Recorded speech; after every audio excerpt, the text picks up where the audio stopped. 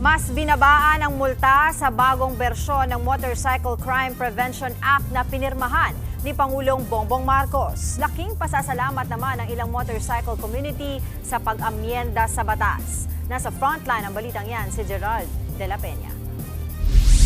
Pirmado na ni Pangulong Bongbong Marcos ang amended version ng Motorcycle Crime Prevention Act o RA 12209. Layunin ng batas na tiyaking hindi nagagamit sa krimen ang mga motorsiklo sa pamamagitan ng paghigpit sa iba't ibang requirements. Pero sa bagong bersyon ng batas, binabaan na ang mga multa. Sa unang bersyon ng Motorcycle Crime Prevention Act, obligado ang mga may-ari ng motorsiklo na maglagay ng plaka sa unahang bahagi ng kanilang sasakyan. Ito ngayon yung tinanggal na sa bagong bersyon ng batas na ito. Ayon sa grupo ng motorcycle riders, tinutulan na nila ang unang bersyon ng batas na pumasa noong 2019. Kaya laking pasalamat nila na naamyandahan na ito. Bakit namin na-post? Because of sa safety. Kung merong plaka sa harapan na malaki, tapos naging windbreaker yan, lilipad yung plaka niyan eh. Either do sa mga katabi mo or do sa rider.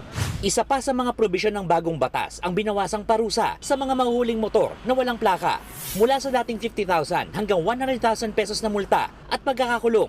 Ginawa na lang itong 5,000 pesos. 5,000 pesos na lang din ang multa sa mga hindi magre-report ng nawalang plaka, habang 20,000 pesos naman sa mga mahuhulihan ng nakaw na plate number. May parusa ring pagkakakulong at multang 10,000 piso ang mahuhuling na memeke o nagtamper ng plaka.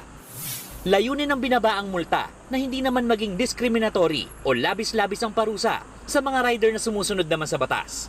Yun nga lang, obligado pa rin ng mga may-ari ng motorsiklo na ilipat agad sa pangalan nila ang unit, 5 araw matapos itong mabili. Ang original owner naman, dapat i-report din sa LTO ang pagbenta sa loob na 5 araw mula ng transaksyon. Alam daw ng mga rider na para ito sa kaligtasan ng lahat, para matukoy ang pagkakakilanlan ng may-ari ng motorsiklo kung sakaling magkaroon ng aksidente o krimen. Pero hindi raw ito madaling sundin, gaya na lang ng motorcycle taxi rider na si Rov, na 2 buwan na mula nang bumili ng second-hand na unit. Pero hindi pa niya kayang gumastos ng 10,000 piso pamparehistro. Siguro sir, pag nakaipon po ako, ngayon kasi sa biyahe namin, sobrang tumal din talaga.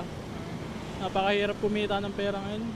Nakasaad din sa batas na may hanggang June 30, 2026 ang LTO para kumpletuhin ang milyong-milyong backlog sa mga plaka. Nagbabalita mula sa Frontline, Gerard de la Peña, News 5. Mga kapatid, Dimples Romana po, kumpletuhin ang inyong umaga ng mga kwentong puno ng inspirasyon. Salubungin po ang bawat araw ng may ngiti at pag-asa. Kaya't mag-subscribe na po at mag-follow na sa aming social media pages ng News 5.